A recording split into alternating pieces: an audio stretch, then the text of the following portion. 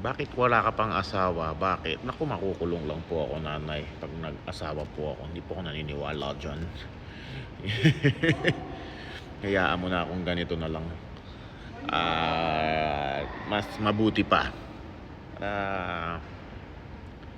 Una sa lahat, malapitin ako sa tukso. At syempre, kung ako matutukso, go na ako, di ba? Hindi naman ako hindi.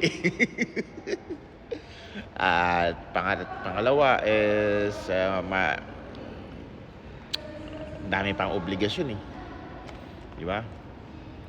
Pwede naman magmahalan ng walang kasal, di ba? Pwede naman, di ba? Pwede naman yung ganun. Gobyerno lang yan, kasal na yan. Kakapanood na ng teleserye yan, kaya kailangan. Hindi, kung saan kayo masaya, gawin nyo lang. Huwag nyo sabihin gayahin nyo ako. Pero kung saan kayo masaya, di ba? Kung gusto nyo magpakasal kayo, kung ayaw nyo, wag. Kung saan kayo masaya, okay?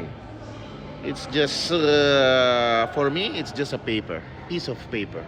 If you love someone, you will be forever. Tsaka, mas iba pa rin yung kilig ng walang label.